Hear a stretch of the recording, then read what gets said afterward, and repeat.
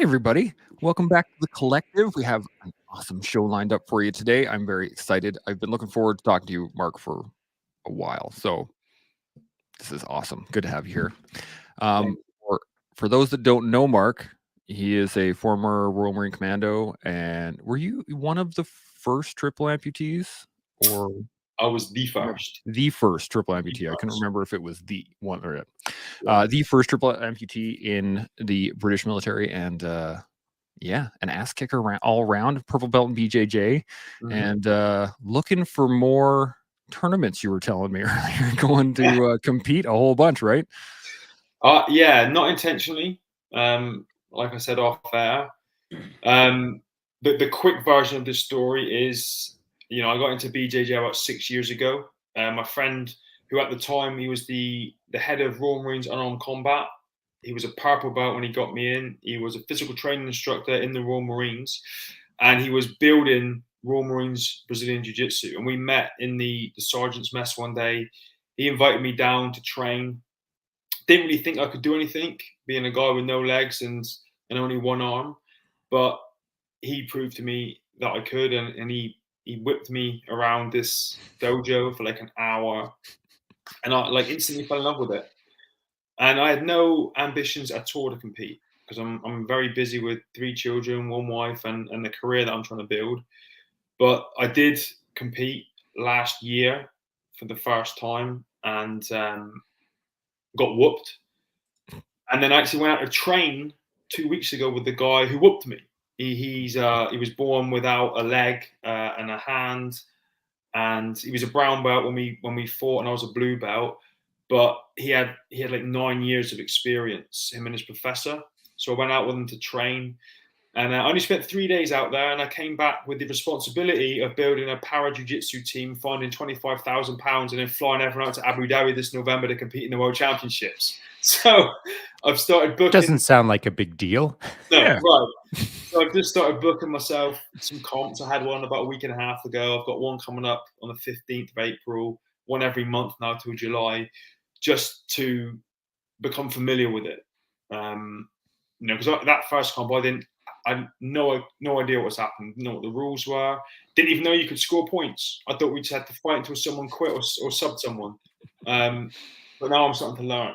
So I'm trying to be a bit more cerebral with it, a bit more strategic with it. And then hopefully come November in Abu Dhabi, we'll come back with a win and the gold. That'd be I sweet. got, I got a question for you, Mark. When you say that you've got a bunch more competitions that you're trying to line up now in the near future, what's causing you to want to do that? Is it because you want to wave the flag a bit more, or you want to test yourself a bit more? Is it a balance between this, that, and the other thing, or what is encouraging you, or what is making you more interested in proceeding forward on more competitive nature? I would say it's both of those things, but it's also for the experience. I don't think it's smart that I turn up to the World Championships in Abu Dhabi having only competed once. I think you need that experience, that to go into that arena, to be able to control your adrenaline and your nerves, to be familiar with the routine of how it works when you go to weigh in and you warm up and you get put in the pen and you get called to the mats and all that kind of stuff. The first time I did it, I had no clue what was going on. I must have looked like a complete idiot, but I just walked on the mats and this referee went to shake my hand. I'm like, "Hello, mate." Just like, why are you shaking my hand? Who am I fighting? And then he does this thing, and this guy dives on me, and I'm like, "What's going on? Have we started?" Ah! And it was just like being in a washing machine for 6 minutes. Yeah, right. I dig it. And then I was like, right, if I'm gonna, because I've heard about Abu Dhabi, and I've had friends that have gone there, and they said it's insane. Like the BJJ culture over there. Kids do it for physical education. They leave school at like 2 o'clock and go straight to class. Mhm. They've got an entire arena dedicated just to jujitsu. So I need to, and I'm pretty good with, I work as a motivational speaker and I do all this. I'm not bothered with cameras, lights, crowds, or any of that stuff. I just want to be as comfortable as I possibly can be, so that doesn't affect my mindset at all going in. And hopefully, it will really mess up the rest of the guys that I'm competing against because they won't be used to it, and it'll give me a bit of an advantage. So there's a whole host of reasons, really. Smart. A bunch of those sound like they are just basically drawing down on your Marine Commando sort of background, you know, eyes on the objective, time on the blah, blah, blah, you know, just familiarizing yourself, good recon. Exactly. The 7 Ps: prior preparation and planning prevents piss poor performance. Yeah, that's a classic. I like it. I like it.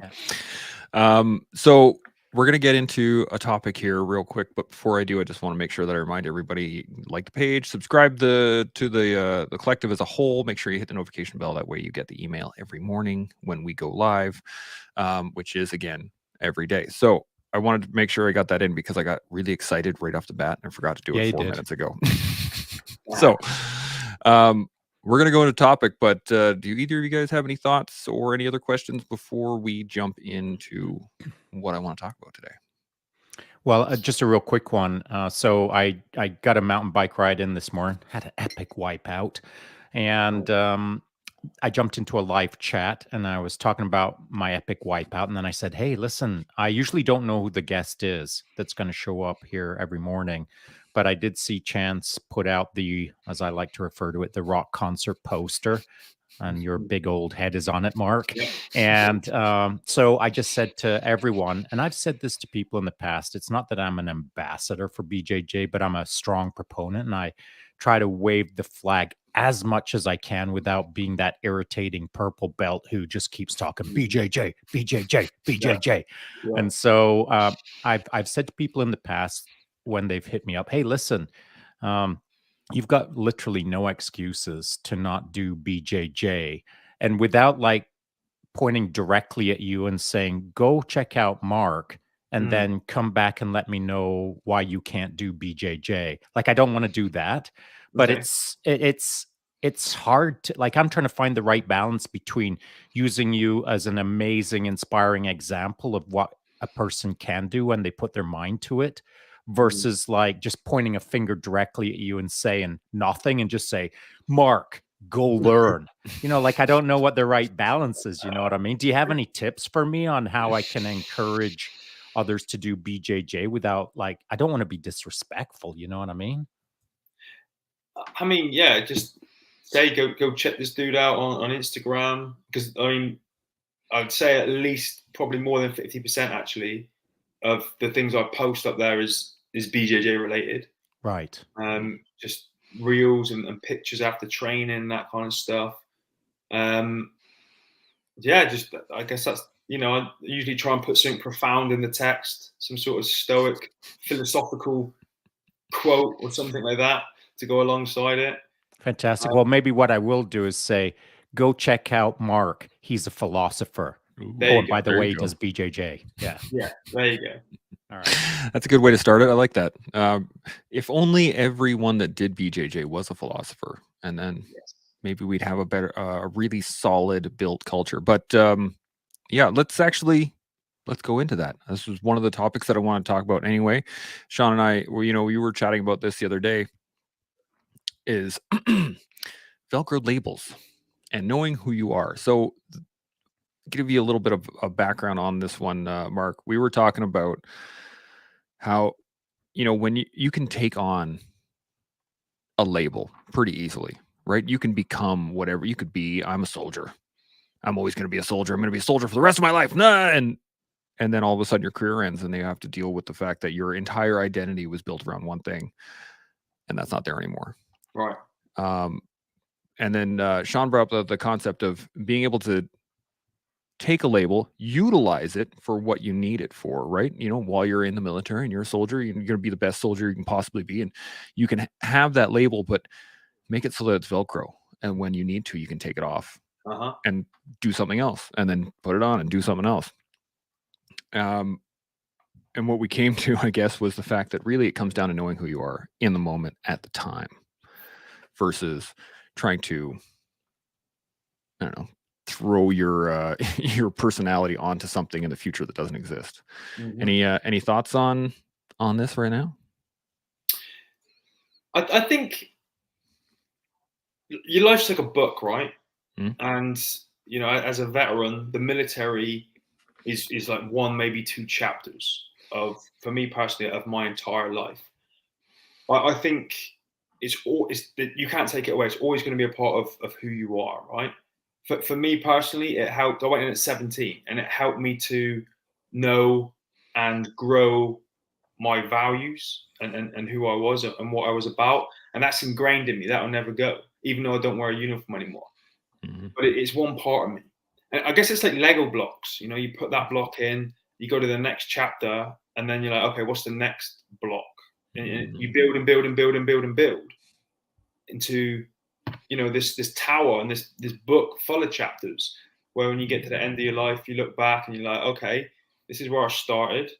This helped me to do this, and this, and it culminates to, you know, when you get to 110 years old and you're just about ready to go, and you look back on it all. You know, you can't be a soldier your entire life, no matter how much some people may want to. It's just a part of who you are, and I'll tell you from experience. So I did 10 years in the Marines, and we were saying off air, this October would have been my 22-year point, so I would have done my entire career. So I've done 12 years as a veteran, and I've been very embedded in the veteran community over here in the UK. And one of the things I've noticed, not just my generation, but the ones before as well, the ones who can't just take off that vertical patch and move on to the next phase of their life seem to be the ones that, in my experience, struggle the most, because they do have just that one thing. You know, and absolutely be proud of it. Whatever you did, whatever unit you're in, whatever branch of the military you're in, you've got to be proud of that. But I see some people that leave and they'll never let it go. And it's quite funny actually. Sometimes it's the more senior ranks, and they'll take the way they talk to people and the way they treat people in the military, where you can tell someone to do something and they'll be like, yes sir, and they've got to do it. They'll take that into the civilian world where it doesn't compute, and they almost get offended, like, well, don't you know who I am? Don't you know what I did? And I'm like, you need to leave that shit at the door. Like, you could be the most impressive person on the planet, but the ones I've seen transition most successfully are the ones that can walk out of camp after 22 years and go, that was a fun ride, but this is what I'm going to do now. You know, Absolutely. That's what I found. You know, you need to take that patch off and replace it with something else. Put it somewhere nice in a frame on the wall. Always be proud of it, but you need to be able to mentally just make that switch ASAP. Is what I've experienced. Yeah, no doubt. Shaun, thoughts? Well, I 100% agree, because I've said nearly word for word exactly Pretty what much, you yeah. just said, Mark. Okay. And my first 13 years of my working career was with the military, and eventually leaving tier 1 operations. And then now, if we consider what I'm doing right now, which is laughable, we'll call it a podcaster. This is my 8th chapter in my book. And so my first chapter being the military, and then I've had subsequent chapters after that, all formal careers. And I'm reasonably proud of what I've accomplished over time. And I'm now 60 this year. So I've got a book. Just to your point, I've got a book. And to your other point, the people who struggle the most are the people who've only written one chapter, Right. and then not written any further. They consider it a one chapter book. And I know this much. If we use this example of a book, and we'll draw out the analogy and call it, now that book is in a library.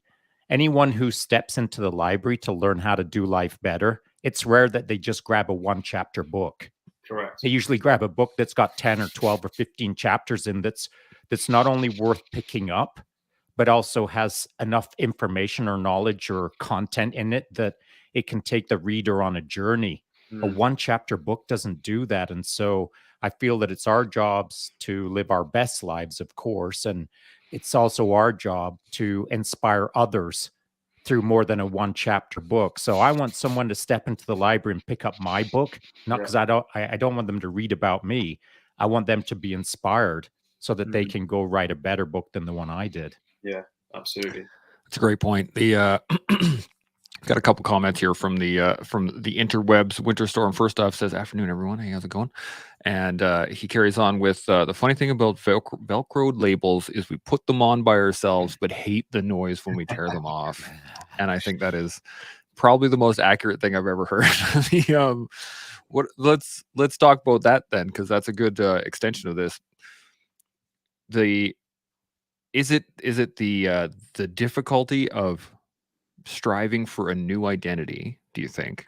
Or do you think it's the difficulty of letting go of one that's comfortable? That's the challenge.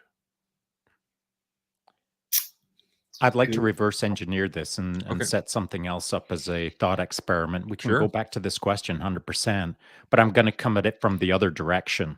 Yeah. And say this. I've torn off my labels so many times. The Velcro that's on my chest is so worn out that when I put a label on and take it off, it hardly makes any noise. Nice. And that's because if we call it 8 labels to play with, my military career was one label, but I don't stick it up on the wall to the other little Velcro thing and leave it there forever. I'm constantly moving labels on and off me, not just every week, but every day, every minute.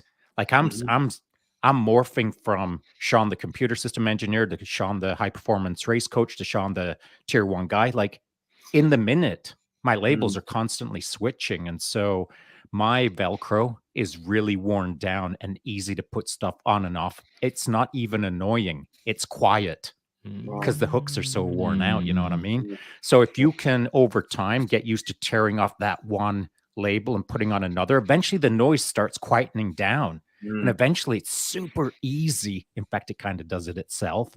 The labels are just on and off, baby. I like that. Any thoughts, Mark? You know, I don't know if it's just, there's obviously, it's not completely just me. There are other people in the world that think the way I do, but the thought of tearing off a label sometimes excites me. I love the thought of reinventing. Oh yeah. I love the thought of reinventing myself. Oh yeah. I'll be honest with you. You know, early 2008, lying in a hospital bed, 24 years old, knowing my career's over, angered me. You know, I was at the peak of my physical fitness, 24 years old, 6'2", 16 stone, which I believe is around about 200 pounds. You know, one of the fittest men there is, and all of a sudden, I'm 3.5 feet tall.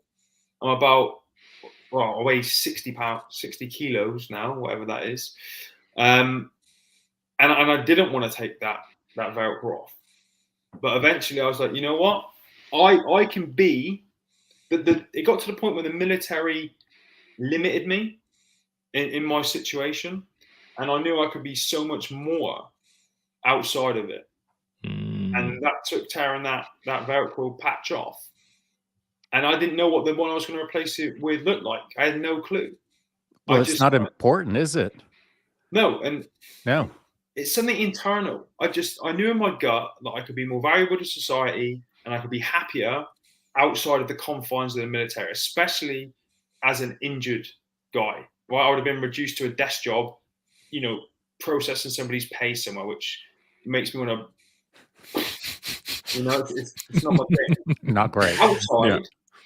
Outside, there are 1,000 patches I could have grabbed, and, you know, and worn.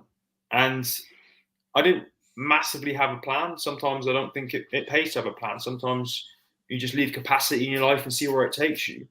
And it took me on a crazy adventure. I know those Velcro patches were flying in left, right, and center. I love it.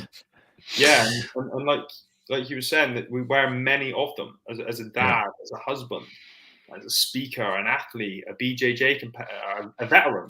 Like I said, that one's still always there. The military one's still always there. But I love the thought of reinventing myself into something new all the time. I'm a big fan of personal development. You know, yeah, me too. I love it. The Japanese have a philosophy called Kaizen, constant never-ending improvement, and I love it. Every day, trying something new. Man, if you can find that spot, you can just like where you can do something new and be just it's fantastic. I love it. The interesting thing while you guys were talking, I was picturing a Rolodex I don't know if we have some younger people on there who don't know what a Rolodex is. It it's a little thing of cards that rotates around. You used to have phone numbers and addresses and stuff on it, but I was picturing that as like a little chess label with a little Rolodex, and you just tick, tick, tick, tick, tick, tick, Yes. tick, and just whichever one you need right now, boom, boom, boom, Yeah. pops up. Well, here's a little theoretical model for you, just in case you're curious. For anyone else who's listening, I think maybe Mark has got this already figured out.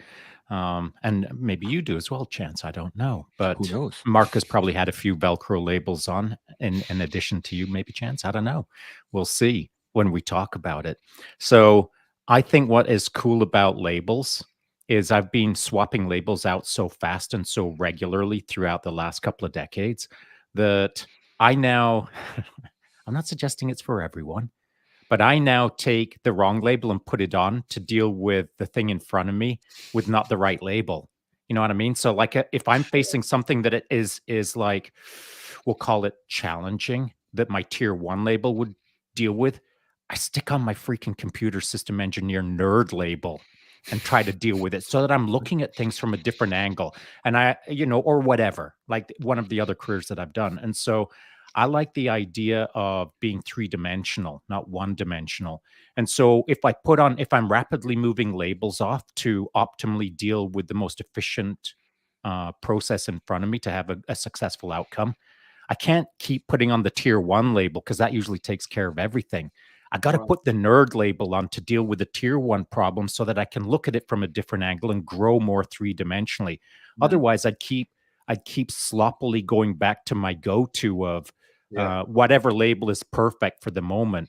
But now I use the wrong labels to try to get different outcomes. Maybe not always as successful, but it really rounds me out. Yeah, I get that. That's a great point. I was just thinking that this is the concept of different guards in jiu-jitsu, right? You got different guards and you got to play them differently, and you got to if you get so linear in any one particular style or one particular sequence of movements, you got to be able to put yourself in bad positions later to try those out using different guards to try and so that you actually have the skill to use those when you need them. I really like that, Shaun. That's nice to be able to perhaps. Well, I like your analogy to guards. I mean, it's great. And you know what is kind of key to that is, as Mark said, purple belt, right? Mm-hmm. I'm a purple belt. Chance, you're right on the cusp of purple belt. I felt that it took me until about purple belt where I started thinking, I don't care. Whatever, man. Yeah. Guard, whatever. Guard doesn't exist for me. It's just you doing your thing and I'm doing my thing and whatever, man, and having fun with it. And so guards kind of disappear at some point. I know they're a structural part of the BJJ game. We could technically talk about that. But at a certain point, for me anyway, things just disappear. There is no thought of guards or attacks or defenses. I'm just flowing. I don't know. I don't think of it as guards. And so I think there's a certain amount of experience in any label of life where you've got to have enough time on the virtual mats, we'll call it, so that you can just be cool, man. Just flow and enjoy and not overthink things and just have good outcomes. Yeah. That's a great point, Shaun, actually, in that we do get comfortable in these roles, right? We get comfortable with these labels. We get comfortable with the guards. We get, start to play to your own advantages. Like I'm 6'6", I got long legs. I like playing foot on hip guard. It can make sense for me. But if I want to grow as to be a better jiu-jitsu practitioner, I have to do things outside of my realm of comfort. And then, as Shaun says, the more you do that, the less you have to think about transitioning from one to the other. The less you have to figure out going from A to B to C to D. You're just going, oh, there's pressure on me. Now I'm going to use this. Oh, there's no pressure on me. Now I'm going to use it. And it just kind of flows freely. And in the terms of, labels or jobs or professions or skill sets or whatever, it's the same process. I mean, we're doing it right now. We're making analogies for one thing from one particular subject to a completely different environment and applying them to each other. Yeah, well, there's universal truths in all things. I mean, it should be able to transport across time and space if it's a universal truth. And I mean, some of the things that we're talking about are pretty elementary. They're fundamental to kind of life, I feel. So it's less about if it's BJJ or javelin throwing or whatever, Mm. podcasting. It's all the same thing, I feel. I got a question for you, Mark. When you Yes. said that you enjoy um solving things and you don't care which direction it goes, you don't have an outcome in mind, you're happy to step into the chaos and just let it unfold and manage it. That's kind of how I try to run my life. Yeah. My question to you is this: were you like that before you joined the military or not? To a degree, yeah. Yeah, to a degree. So prior to the military, prior to getting injured, when I was a teenager, I used to train in full contact kickboxing. All right. I fought in doing Muay Thai, and in the Marines, I fought as a heavyweight boxer.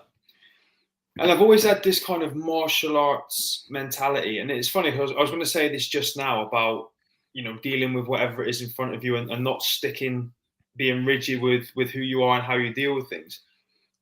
In the martial arts world, so take the UFC for example, I get it at the highest level, right? If you're fighting for the title, you study your opponent, you find out what their weaknesses are, you find out what their strengths are, you develop a game, you develop a plan, you know how you're going to go into that fight to give you the most success of beating that opponent. But I like the thought of being able to step in front of anybody and deal with it in the moment. Me Right? too. When I'm like, right, this dude's 6'2", he weighs 100 pounds more than me. What am I going to do? This guy is 5'8", or this girl is 5'6", and figuring that's to me in a martial arts sense what the essence of it is. Because you It's don't the come up essence with, of life for me. this is what I mean. So Yeah. you don't walk up to somebody, you get in a street fight and go, excuse me, Just are hang you on a a sec. purple How much belt? do you weigh? Yeah. How long have you been training? Have you ever done Right. anything? I don't want to fight you if we're not both Are purple you, are belts. you vegan? Yeah. This Do we is got a like, ref? Are you going to be a ref? Yeah. yeah, this is what I'm presented with. I know my skill set. Let me see if I can use it to overcome this obstacle in front of me. And that's what I love about it. And in my world, as a triple amputee competing in BJJ, I have no choice. It's just like someone said to me today, actually, when I was training, because we're going to be competing. He's another purple belt. He's massive compared to me. He said, "Are you going to be at this event?" I said, "Yes." He said, "Will you do the absolute?" I said, "Everything's absolute to me. I weigh 60 kilos. There's no fully grown man on the planet that It's weighs a fair 60 point. kilos with 2 arms and 2 legs.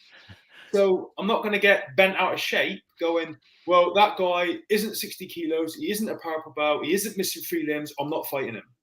It's just like, well, whatever you give me, I've got to deal with. So throw Right. anything at me. And, I'm perfectly happy to lose as long as I learn. Okay, so the reason I asked you the question preceding your military career to ascertain whether you, as I would like to call it, a free flowing chaos individual in the sense of you're not fixated on specific outcomes or you don't have only one way to do things. In fact, quite the opposite. You're a puzzle solver, as I see it. In the You moment, though. in the moment. That's right, a puzzle solver in real time. I consider myself a real time puzzle solver as well. Not not maybe good at it, but that's what I've Mm. tried to do all my life. And so I was curious as where were you born in England? Right where I am now, Plymouth in the southwest. Oh, in Plymouth. Okay, I was born in Barnsley up in Yorkshire and lived there for 10 years before we moved to Canada. Well, I think my So, surname, Ormrod, I think every time I've looked into it, that's where it comes from, oh, Yorkshire. is that right? Apparently, Interesting. I'm going to do a where you get the old jabbed in the arm and take the blood and do the DNA. Oh, you're going to do it, are you? Yeah. Yeah, maybe you got a bit of pork pie blood in you. You never know. Maybe. So, I was curious as to where you were born, just to try to figure out if you with Plymouth, it's. I mean, I don't know what it's like now, but when you would have been born, it wouldn't have been too rough, right? um, it was kind of rough. Was it? Okay. You got leveled in the Second World War, and then rebuilt, and then there were. It's very different now. I think when I was growing up, I think like in any town, any city, there are places you didn't go. Yeah, right. But now, if you go to those places now, this is where all the yuppies want to live, and All right, the cool kids. all the wannabe. Oh, look how rich I am! I live here Yeah. now. And Yeah, when I I'm grew up, rich. now, I'm rich and tough. yeah, I mean, those areas when I was growing up, best case scenario, you get an ass kicking. Yeah, Worst yeah, case, you yeah. You're get getting a brick or a knife. Yeah. yeah. But Yeah, same up in Barnsley. So the reason I wanted to figure that part out is because I was curious as to where you develop your real-time puzzle abilities. Was it in school when you were coming up? If it wasn't like Plymouth directly, was there something that not quite created you, but something that formed you in a way that you could real-time puzzle solve, or do you just really feel it's at your core? I think it was the martial arts when I was younger. Okay. I started fighting and competing as an amateur from the age of about 13. Mm. And because I was a big kid, I'd always fight adults. So I think Right. when I was 16, the guy that I fought was 33. And there's a lot of problem solving you've got to do Yeah. when you're a 16-year-old trying to fight off a grown man. But I mean, that was part of it. And then I guess, I joined the Royal Marines when I was 17. So I guess that had a huge impact on me that year of my life from 17 to 18. I grew That up a lot. Yeah, understood. And Yeah. imagine the commandos would make you grow up real fast. Unbelievably fast. Yeah. Yeah. No, So unreal. the reason I really like this this concept of Velcro labels, and we got another comment here that I just got to throw this up here because it's funny. Can't get the Winterstorm says I can't get the image of Shaun putting on his tier 1 label to plant some vegetables or unplug a toilet. But you know what's interesting about that? Chance, you and I were having a laugh about that because I'd said, actually, you preceded me by saying you can't grow things because you've got a black thumb. And I said, Mhm. bro, I've got a freaking black thumb. I don't have a green thumb.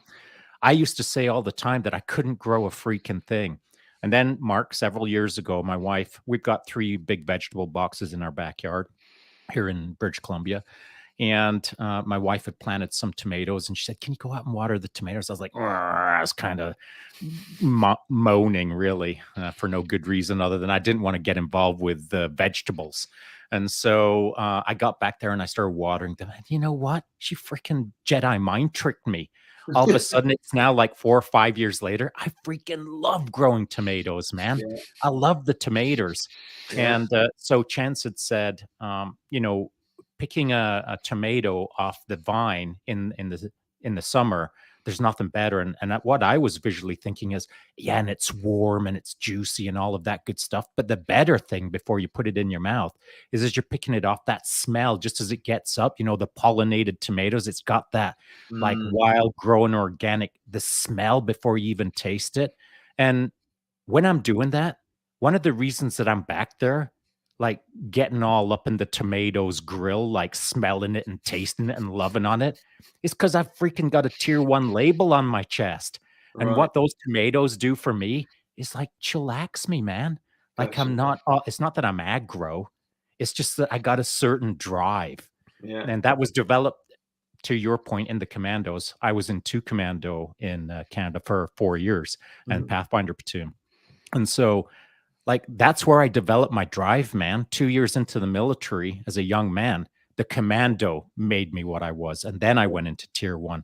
And so, like, I'm back in the tomatoes, literally with a tier 1 label on, trying not to be too tier 1. You know what I mean? Yeah. Awesome. I love that. I just want to throw that on there because I was thinking of the tomato conversation we had, and I was like, tier 1 plant vegetables. I love it. I was actually kind of picturing you trying to breach into a toilet with a plunger. Plunger. Yeah. You'll always listen. You're always going to lose if there's toilet in the sentence. So Yes.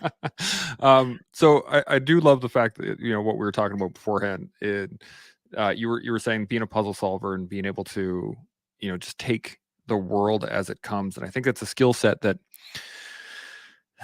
it's not as developed as it could be within, especially Western society. I think it's kind of laxed up a little bit. And so I was wondering, do you have any any tips or thoughts or things that you tell other people where, they're struggling with getting through a puzzle? Like I got this, it's tattooed on my wrist, right? The obstacle is the way. And being an engineer, or used to being, I am now not an engineer when I was. Put on your podcasting Velcro label, buddy. Right. Sorry. Podcasting. Let me get, there we go. I'm getting too far away from the mic. This is Shaun's tier 1 label coming in, telling me to make sure that I'm doing That's it right. correctly. That was a subtle hint. Yeah, subtle. So the question I had is like, you're a public speaker anyway. Mhm. When you talk to people, when you tell people, what do you tell them to get through these puzzles, these obstacles, these things that they get hung up on or stuck on, or they just can't let go of? They can't let go of that label. What do you tell people how to get rid of it or how to step away from it? So I've never really had too many conversations. A lot of people always come to me for obvious reasons about difficulties and challenges in their life, and how do they overcome them. And it's gone, it'll go from one end of the spectrum of maybe someone's getting a foot amputated, all the way to the other end of, tragedy that they've lost a child and they can't figure out how to go on with their life. And I kind of just tell them the process that I went through and how I figured it out and how to overcome obstacles. And like I said earlier, reinvent yourself and then go on to do the next thing. And it takes a lot of internal kind of soul searching and trying to figure out who it is that you actually are and what it is that you want out of life. So for me, to get over I think this is quite fitting actually to our conversation. To get over in the beginning my initial injuries, I remember laying in a hospital bed thinking, all right, I'll no longer wear a uniform anymore, but I'll always be a commando. And that was my thing inside that helped me deal with a lot of my challenges in the early days. So I always try and encourage people to figure that part out for themselves. That inner warrior or the Inner goddess strength. or whatever it is. And inevitably straight away people go, oh, I haven't got it in me. And that's bullshit. Everyone has. It's just like now more than ever, we're distracted with crap, so much crap, like social media and mainstream media and all this stuff that it's almost like it's beating human beings into forgetting like how incredible we are. We're the most adaptable creatures on the planet. We can operate in the Arctic, the jungle, the desert, the woodland. We can swim, with assistance, we can fly, we can walk, run, we can do all these things. And yet we seem to have forgotten about it and about what we're capable of, even though there are thousands of examples around us of elite level athletes, billionaires, millionaires, people at the top of their game in whatever field it is. People, And you. well, kind of, but people forget this, right? For real. They forget it, and it infuriates me that people think so little of themselves and their abilities and their capabilities that whenever they come across some sort of adversity or a challenge in life, their default setting is, I can't do this.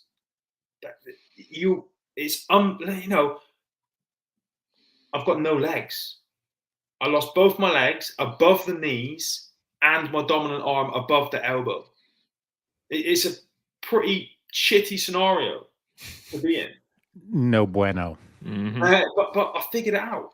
Do you know what I mean? Because I understood based on only a short amount of life at the time. I was only 24, but I looked back at the kind of things I'd done to that point and thought, yeah, if I apply myself and I put my mind to it, you can do anything. Mm-hmm. And then when you start thinking that way, you start seeing it. It's like when you buy a new car that you've never seen it before, and then all of a sudden, every time you turn a corner, that car's there. Once you start thinking a certain way, you start seeing all these examples and everything, and then it just consumes you, and your whole mindset shifts.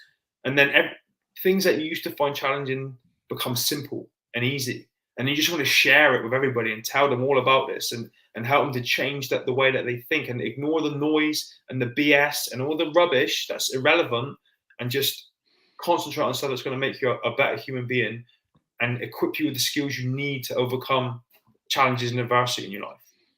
Yeah. Do you know what's great about this, Mark? Mm-hmm. Is I got I got lassoed into becoming, we'll call it a podcaster a little while ago, because a bunch of my buddies called me super rude names. Most of them well-deserved, by the way. But I've said, listen, by the time when I finally find someone who can replace me behind a mic, like I don't care who it is, anyone who can do a better job of trying to inspire others, then I'm bouncing. So guess what? You now got a new job. You can take over this job because now I get to bounce because you're the man. You're Does it you're pay the well? inspirer of the day. So thank you, Mark. No I'll problem. go look for my 9th Velcro label. Yes. You know, I really I love what this is, and the thing that really kind of clicks in my head as you were talking was I used to think that it was the reason that people just would stop. They'd be like, I can't do this. I can't do this, is because they could, right? They could not do whatever it is that they want. And years ago, years and years and years and years ago, depending on how long you want to go back, you know, if you needed to hunt, you had to hunt to eat, right? There was no there was no I can't do Well, this. it It wasn't was optional. exactly. Whereas I think nowadays it is optional, and I think that is the challenge. And except for the fact that it's not actually optional, right? Like you technically can't. You can definitely step away and say I'm not doing this, but then you're not being you. If it is something that you truly want, it's at the core of your being, and you want to do these things and you want to do it, and you turn it down, you're actively going against your nature. And I Well, think some people don't know what their nature is. Some people haven't sat down long enough with a pen and paper and written their why or their purpose in life or whatever Yes. the case is. And so if they haven't done a shred of internal work, even a simple answer like, what is my purpose? If they haven't done that, it's super easy to say, I can't do this. I can't do that. Because you can say, I can't do this. There's no one, as you say that, standing in front of you that is looking you square in the eye and saying, okay, then what are you going to do? Mm. You can't do that? Cool. What's the next thing that you can't do? Let's go through all of the things that you can't do till we get to a thing that you can do. And when you start in that, oh, in 5 minutes, don't worry, I'll help you. And so it is a classic case of hunting is now optional, but what isn't optional is picking something, anything. It's mandatory that you pick something and get after it. You last a week, you last 2 weeks, you last 3 years, whatever. You fail, you win, you blah, blah, blah. Who cares? Nothing is optional in life. What is mandatory is freaking maxing it out. That's my thought on that. I have a question for you, Mark. Yes. So, immediately after your significant injuries, was there a phase or regardless of how long it was, 1 day, 1 year, it doesn't matter to me, but was there a period where you entered into, for lack of a better term, we'll call it a victim mentality? Maybe twice. Okay. I wouldn't quite call it a victim mentality. It was so 3.5 weeks post injury, I was visited in my hospital room by a doctor. He wasn't part of my team. He was an amputation specialist, and I've got tubes up my nose, mask on my face. This thing's sucking dirt out one of my legs where the wounds are open, and all these burns at my back. So I'm not in great shape. And this guy walked in and told me quite matter of factly that I had zero chance of ever walking again, because in the 33 years that he'd been amputating people, he'd never met anyone missing one leg above the knee that had any success using prosthetics. And then he about turned and he left. Dude, I hope you got his name. No, all I remember was that he looked like Colonel Sanders. And I was on a lot of medication. Yeah. And How I had insulting. A double insult. I'll be honest with you. I contemplated suicide. Right. It was a tough gig. Right. And I don't make light of suicide at all. But at about 3 o'clock in the morning, 3 or 4 days after this guy visited, I couldn't sleep very well. And I remember having a little chuckle to myself, thinking, I can't even cut my wrists. I've only got one hand. Right. And Yeah, right. And I had a little chuck on. I'm like, okay, cool. Right, it's going to be okay. Let's just. We've Right. still got the Yeah. sense of humor. Hey, listen, a chuckle will sort anything out. Right. Yeah, 100%. But then, like a week and a half after that, so I did 6 weeks in total in hospital. They let me out for the first time in a wheelchair, and my family were in an apartment outside the hospital that the military had provided, and it was one of these big tower blocks you see in London. It was in Birmingham, and they pushed me in through the communal entrance, and we're fine. They pushed me in through the front door of the flat, and we're fine. But I can't access any rooms in the flat because it's like a one-handed wheelchair, so it's extra wide on one side, so you can go left, right, forward, and back with one hand. Oh, yeah, right. And I couldn't get in any rooms, so I had to sit in the hallway and eat. I had to pee in a milk bottle because I couldn't get in the toilet. Dude, they put you up in a place that you couldn't even get into. I was in so early on that it was so new to everybody. The facilities weren't there. Right. Yeah. But in the evening, we figured out that if someone picked me out of the chair, they could collapse the chair, put it through a doorway, put me in. So I got to stay to sleep in this apartment for the first time in weeks out of a hospital environment. And, I had seen myself from here up, from shaving and brushing my teeth in my hospital room in the mirror. Right. But I hadn't seen my entire body. And like I said, I used to be 6'2".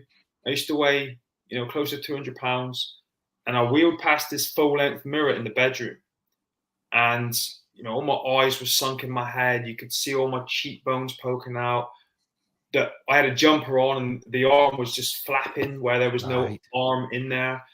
And I looked at my legs and I spent the entire night crying with my now wife in this bed. Right. Just crying like all night, like a baby, just because I didn't know what I was going to do. And I everything I identified with, my physicality and it's gone, just gone completely in a heartbeat. And I didn't see a way forward with my life. But, there's a lot to be said for a good cry and a parage. Yeah. And I got up the next day and those were the 2 times. And after that, it was just full steam ahead. Like, give me a go. Let me set some targets. Get out of my way, give me the technology I need and the kit, and we're going. Nice. So now, as a follow-on question, if the morning after, you've had a chuckle, you've had a cry, and now it's like, what's next? At what point did you get onto that what's next part? Did you had no plan in front of you, you had a blank slate kind of thing? Did you start formalizing, I'd like to ... within a matter of hours or within a matter of days? Hours. I mean, the very first thing I did was go back to the hospital, get a laptop. You had to get on the internet with a dongle back in the day.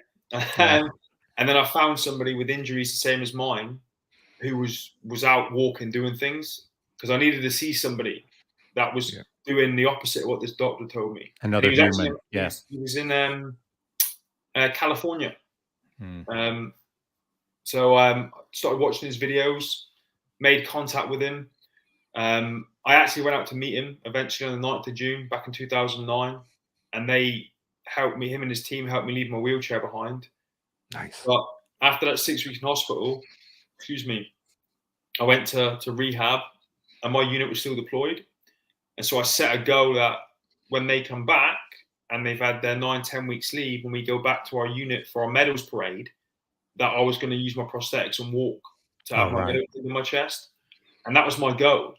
And, having a goal like that, and you talked about, knowing your why earlier, I knew what my why was. My why was to make everybody proud and to show the entire world what it means to be a Royal Marines commando. And that doesn't mean getting pushed in a wheelchair, feeling sorry for you.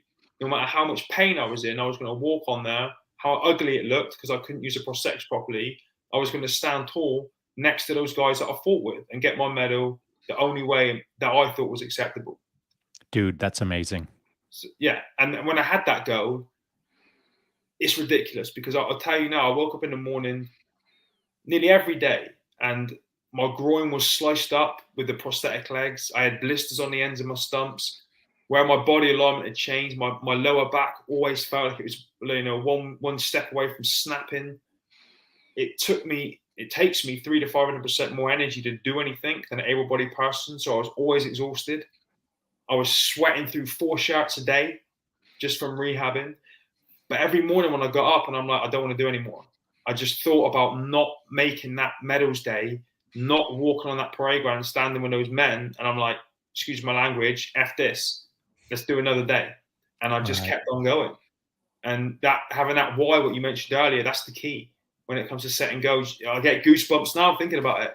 You've got to have something that fires you up and gives you goosebumps and is a strong enough motivator to kick your ass every day when you want to get up and it's dark outside, it's cold outside, it's raining, but you know you got to go make that run. You know, you got to have that reason why, and that's what's going to get you through it. Yeah. So you had a why. You found someone online that inspired you. Yeah. You set a goal. You had a conviction. And I fell off my chair. He fell off his chair. You did. That's how excited he Listen, was. I hope you used. I hope you used the left brake fall, not a right brake fall, dude. I hope it was a good brake fall. You all right? All right. Yeah, I think one of my wheels just snapped off. Oh, fantastic. We're good. Improvise, adapt, and overcome. So you set all of those things in place, which I consider to be fundamental things for anyone to proceed forward. They're really simple steps, but you nailed them all, either organically because you're wired well because you were taught how to do that in the Marine Commandos, or did you read a book, or did you just have like little lightning bolts of intuition flash into you where you're just figuring things out? So where did your path forward kind of start showing up in front of you, you know? So I missed the last bit of that, cut out a little bit. Yeah, that's all right. So I was curious as to your path forward. Did it show up in a big flash, or did you day by day, you were compartmentalizing each day to get to the medals parade? Yes. Or did you just see yourself every day on the parade? Did you chunk it one day at a time? Or did you, in your mind's eye, visualize yourself on the parade and just, you knew it was going to happen? Both. Okay. And I chunked it to one step at a time. Right. And 1% at a time. You know, it was just every day leading up to that medals day, my mindset was the bare minimum standard is one more step, 1 more percent. Everything above that is a bonus. Right. But if I get up one day and I make no advancements or I regress, that's bad. Unacceptable. Right. Unacceptable. So it was just one more step every day, one more percent. And then in the evenings, it was a visualization. It was just sitting there, you know, reflecting on that particular day, thinking about the wins and the losses, and then imagining the medals day, being stood there. You know, I knew it was going to be rough. I knew it was going to be painful because my legs were and my back, and it was in constant pain. But I also knew that I would get quite a boost from all the people that were going to be there. And, you know, a lot of the time when I set out to do things like this, I make it about more than me. And that's what I did there. This was about over 300 years of elite history of the Royal Marines. This was about showing the world and everyone that was watching on TV what it meant to be a Royal Marines commando, the values, the mindset, and that doesn't just apply. Yeah, it doesn't just apply to being a soldier. You know, that stuff's transferable, and you transfer that into any challenge that you face in your life. Yeah, agreed. So how did it play out for you? Did it play out the way you saw it in your mind's eye as you were visualizing every day? Did the parade go as you hoped it would? Yeah. And the main thing for me, the little funny side piece for me was that I wanted to make a bunch of Royal Marine Commandos cry. That was my internal goal. Oh, that's the best. They were fantastic. Yeah, good man. What a win. Yeah. I love it. That's outstanding. The you know, I wish I could just end the show right there, because that would have been like a nice clean. Okay, dude, you could. But now dude, I want to cry myself, but I won't, because I'm not a crier. You could make me cry, Mark. Yeah. Okay, challenge accepted. All right. Yeah. I just put the gauntlet down. Yeah. There was a point I wanted to make on this, and it goes along exactly what you're saying, is the fact that we've all been through some of the training, and there's times where you get your name written on a piece of masking tape, right? And that gets splattered on your helmet, and just that's who you are in that moment. And there was a point in time in my career where we didn't have enough. We were still waiting for our name tags to be made, right? So you would have these little Velcro name tags, and you'd have a little slip of paper, and you have to pull it out, and you had to write your name down. We used to joke all the time of like, ha ha ha, we could write whatever, and then we'd be private so and so, ha ha ha. This was back in basic when we thought this was all hilarious. And what I realized though is that that's actually true. That's an everyday thing. We get to just pull that slip out, write out whoever we want to be, put it in there, boom, and then execute it. And then do it every day, as you said, every day, in the moment, every moment, 1% at a time.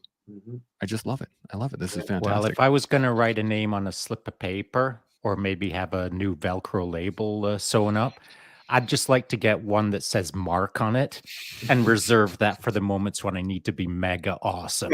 Right? Yeah, 100%. Well, we're almost out of time. That last little story took us just perfect timing right now. So I'm going to say, any final thoughts, any last little bit that burning on the top of your brain that you want to share with the interwebs, Mark? No, I just reiterating really what it was I said before about, to anyone that's watching or listening, just understand how truly incredible we all are as human beings and what it is that we're capable of. Have some self-belief, some confidence, challenge yourself. That for me, life is just a huge 100-year journey of getting better every day, challenging myself and trying to be the best version of myself that I can be. And the beauty of that is that, like jiu-jitsu, it never ends. You're never the finished product. I just want to get as many people as I can to listen to that and to get that fire in their belly lit to go out and do whatever it is that they want to do in their life. Put their label on, put their Velcro patch on, and go out and be who they want to be. I love it. Shaun, any final thoughts? It's like looking at a younger and smarter version of Shaun. I just wish I would have had my act together at your age. That's for sure. Well, I'm still trying to put my act together, so don't. I am too. Yeah. Hopefully we got a good couple comments here that I just want to go across before we shut her down though, because they're fantastic. First off, Satch, hey Satch, what's going on? So freaking awesome. Thank you. I got goosebumps. Nice. Truly inspirational. Fantastic chat. Please have Mark back on soon. Mark, you got an open seat here any day. So long as your wheels hold as soon out. as you fix that freaking thing. Fix that Come seat on, first, buddy. and then need to lay down some mats for that break fall. Yeah. Although it was clean, I heard one good Was it slap. good? It was a And clean you one. did man. recover quite well. Nice recovery, yeah. A commando recovery, I might add. Yeah. And then forward progression, always. Yes. This is what I love. So, Mark, thanks, man. Appreciate it you being on here. This has been an awesome chat. I don't know if we could top. Can we top this? Can we do better tomorrow? I don't know. It's a privilege to talk to you, though, bro. Such 100%. Guys. Thank you guys both. And as I know, we have all sat here and we have learned so much. You know what? I'm not even gonna do it. I'm not even gonna do it today because it was fantastic. Too fantastic a chat to try and sum up into a little tagline that I normally have. I'm just gonna say thank you, and I can't wait to talk to you again. It's gonna be awesome. Thank See you all tomorrow. Thank you. Chimo, everybody. Chimo.